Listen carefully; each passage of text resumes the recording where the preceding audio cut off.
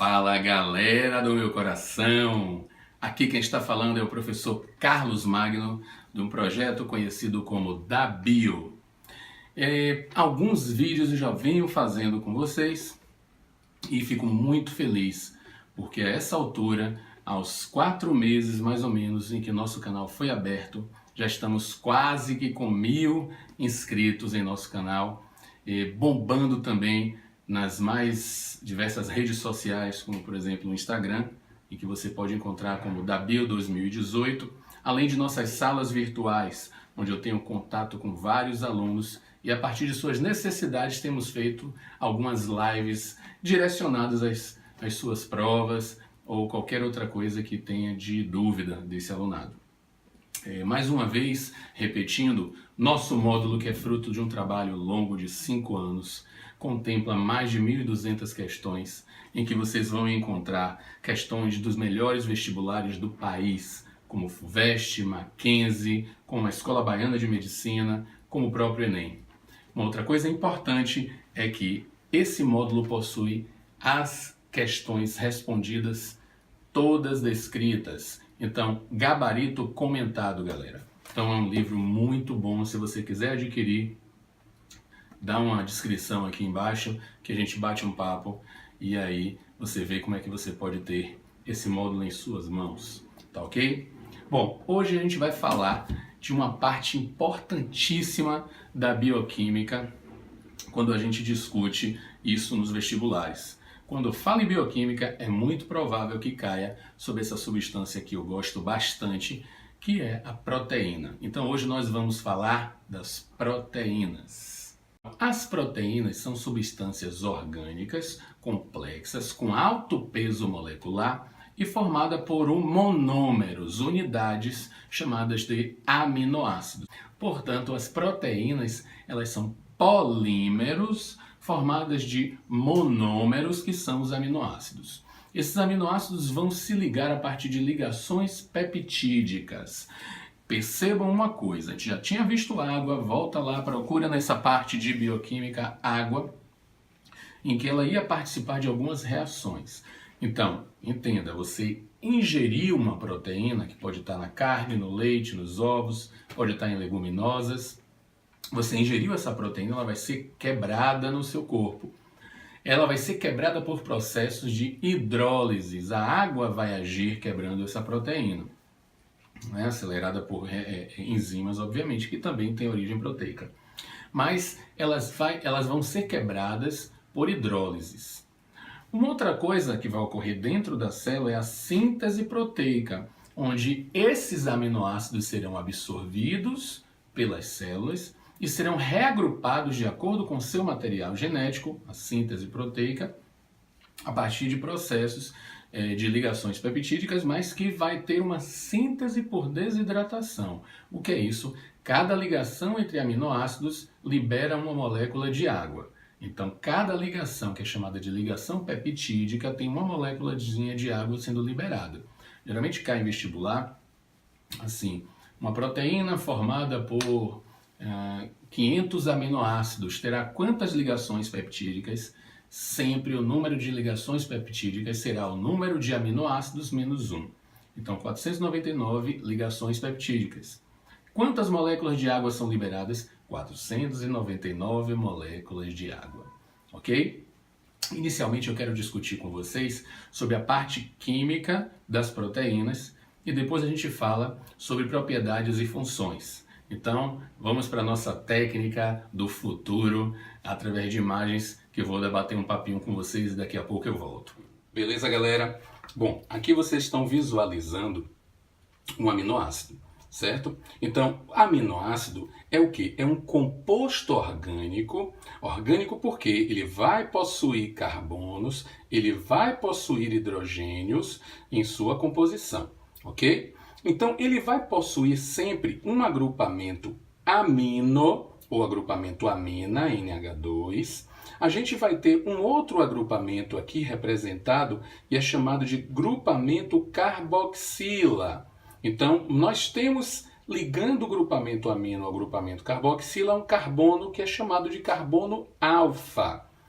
Ok? Nós temos também uma estrutura que é um hidrogênio e o que vai variar de um aminoácido para o outro é esse radical R.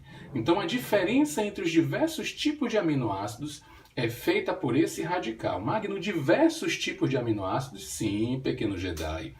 Nós temos na natureza vários, centenas de aminoácidos, mas nós iremos estudar didaticamente 20 tipos de aminoácidos. E o que diferencia esses 20 tipos de aminoácidos está aqui, ó, nesse radical R. Essa diferença de aminoácidos, esses constituintes, eles vão fazer também com que haja aminoácidos em que, por exemplo, são chamados de aminoácidos naturais. São aminoácidos não essenciais. São aminoácidos dispensáveis no sentido de que o nosso corpo, né, o organismo animal, por exemplo, consegue fabricar esses aminoácidos que são chamados de naturais. Os aminoácidos essenciais, indispensáveis, eles são aqueles em que o animal não consegue sintetizar em seu corpo, portanto, deve ser obtido por meio da alimentação.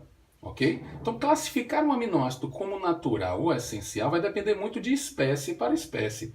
E tem espécie de animal, por exemplo, que o aminoácido pode ser natural, para outra espécie não. Nós, quando comemos a carne, ela vai possuir para a nossa espécie aminoácidos que são essenciais. Já, por exemplo, para o animal que forneceu essa carne, esses aminoácidos são naturais. Plantas e animais eles vão necessitar de diferentes tipos de aminoácido para o seu crescimento, desenvolvimento e sobrevivência. As plantas elas são capazes de fabricar em suas células, em seus tecidos, todos os tipos de aminoácidos que elas necessitam. Por isso, elas serem chamadas também de autótrofas. Elas produzem seu próprio alimento, entre eles as proteínas que elas vão precisar. Já os animais, por sua vez, eles conseguem fabricar no seu corpo alguns tipos de aminoácidos, como eu já falei, que são os naturais. Os essenciais ele não precisa, ele não tem como produzir. Então, ele precisa ir em busca do alimento. São seres heterótrofos. Aqui nós temos um aminoácido bonitinho. Aqui nós temos um outro aminoácido. Toda a estrutura que nós já falamos antes, tá? Aqui o carbono alfa central, certo? Aqui o grupo amino, o grupo ácido, o grupo carboxila, tá? Aqui o hidrogênio e o radical, que é diferente desse outro radical. Agora, o que é que vai acontecer em nosso corpo? Quando nós ingerimos as proteínas, como eu já falei, elas são digeridas, quebradas, vão ser convertidas em aminoácidos. Absorvidos na corrente sanguínea, vão para as células e no interior das células esses aminoácidos vão se reagrupar em novas moléculas proteicas. Agora, essa ligação que existe entre um aminoácido e outro, há sempre perda de uma molécula de água, ok? Então, o que é que vai acontecer? Aqui vai ocorrer uma ligação chamada de ligação peptídica. Olhe, essa hidroxila, esse hidrogênio, ele sai, formou uma ligação peptídica aqui, certo? Então, o que é que acontece? Quando você tem, por exemplo, dois aminoácidos juntos, você vai ter um dipeptídeo, mais um outro aqui, tripeptídeo, tetrapeptídeo, e por aí vai. Essas ligações peptídicas se fazem entre o carbono do grupo carboxila com o nitrogênio do outro grupo amino, do outro aminoácido. Então, para que se tenha essa ligação do grupo carboxila com o grupo amino, vai sempre perder uma molécula de água. Então, note aqui, ó, que nós temos várias moléculas de aminoácidos se reunindo até formar um polipeptídeo. Aí a gente já não vai chamar mais de um aminoácido, vamos já entrar no nível de um grupo proteico maior, um protídeo, uma proteína, ok? São polipeptídeos resultantes de dezenas, centenas de aminoácidos, tá bom? Então, pode-se dizer também que proteínas são polímeros de aminoácidos. As proteínas podem ser formadas por diferentes tipos de aminoácidos, esses 20 que eu falei. Além de aminoácidos, pode ter também um outro constituinte que é chamado de grupo prostético. Esse outro constituinte, esse grupo prostético, pode ser uma outra substância, um carboidrato, um lipídio, um ácido nucleico, um mineral. Então a gente pode classificar as proteínas em dois grupos. As proteínas simples e as proteínas conjugadas. As proteínas simples são aquelas constituídas só de aminoácidos. Por exemplo, queratina, que está encontrada na pele, no cabelo, nas unhas, casco, chifre de animal. e que tem função na impermeabilização dessas estruturas. Proteínas conjugadas são proteínas complexas, que têm, além dos aminoácidos, outras substâncias. Então, por exemplo, a porção constituída de aminoácido da proteína a gente chama de apoproteína. E a parte constituída por substância diferente de aminoácido a gente chama de grupo prostético. Magno dá um exemplo disso. A hemoglobina, bastante falada em várias aulas nossas aqui, que é encontrada no sangue de alguns animais, né? De muitos animais. Então, é um exemplo de proteína conjugada que, além do grupo prostético, vai ter os íons de ferro, certo? Então, de acordo com a natureza do grupo prostético, as proteínas conjugadas podem ser distribuídas em quê? A gente tem lipoproteína, quando tem proteína com lipídio, glicoproteína, nucleoproteína e por aí vai. Falando de funções de proteínas em nosso corpo, vamos começar com algumas funções estruturais. As proteínas fazem parte da membrana de nossas células. As proteínas que estão lá, integrais ou proteínas periféricas, mergulhadas na bicamada lipídica, elas vão ter diversas funções de regulação de entrada e saída de substâncias, ancoragem, vão agir como enzimas ali também. Então, proteínas de forma estrutural, nós temos as proteínas da membrana de nossas células. A actina, a miosina, proteínas que estão presentes em nosso músculo, que tem a ver com a contração, com a distensão. O colágeno, que é a proteína que dá rigidez ao rostinho do jovem, da mocinha que estão novinhos, aí vai enrugando, vai envelhecendo, marca de expressão, pé de galinha, ô meu pai. Proteínas também têm função reguladora, função hormonal em nosso corpo. Por exemplo, o nosso pâncreas produz a insulina, que tem a ver com regulação glicêmica. A insulina é de origem proteica. Quanto à defesa, as imunoglobulinas, também conhecidas como anticorpos. Anticorpo não é ser vivo, pelo amor de Deus, não é célula, viu, criatura? Anticorpo é proteína. E tem a ver com, justamente, a defesa do nosso corpo. Eita, eita, eita. Oh, que coisa gostosa o som da chuvinha. A gente está em casa ouvindo um negócio desse. Que coisa gostosa. Proteína tem função de coagulação em nosso corpo também. Proteína tem função enzimática em nosso corpo. Então, proteína tem a ver com várias questões do nosso corpo. A queratina, cabelo, unha, não é? A queratina está presente também em nossa pele. As proteínas, elas podem sofrer um processo que é chamado de desnaturação. As proteínas, elas sofrendo desnaturação, nada mais é do que a interferência de alguns fatores, como, por exemplo, temperatura, como, por exemplo, o pH. A interferência desses fatores pode fazer com que a proteína altere sua configuração espacial. Alterando essa configuração espacial, ela sai, por exemplo, de uma estrutura terciária para secundária, pode sair de sua estrutura e isso pode alterar sua função, pode alterar sua propriedade. Primeiro fator, vamos pensar na questão da temperatura. Vamos colocar o nosso corpo. O nosso corpo gira em torno de 36 graus, 36,5 de temperatura. Então isso não vai mudar muito no seu corpo, ok? Então a gente não vai pensar muito na questão da proteína no nosso corpo sendo desnaturada pela temperatura, a menos que ocorra alguma doença e mamãe já fica doida com o termômetro para calcular a sua temperatura. Porque se alterar bastante, aí pode dar problema. Né? Então, por exemplo, caso de infecção, resposta do seu corpo, aumento de temperatura, isso pode dar problema. Por quê? Porque a proteína, vou dar um exemplo, a enzima. A enzima tem uma atividade máxima que vai girar em torno de 36, 37 graus. Né? Se chegar a um nível muito alto, chegou a 40, ultrapassou, ela já vai perdendo sua atividade, ela desnaturou. O contato que ela tem com o substrato vai estar alterado.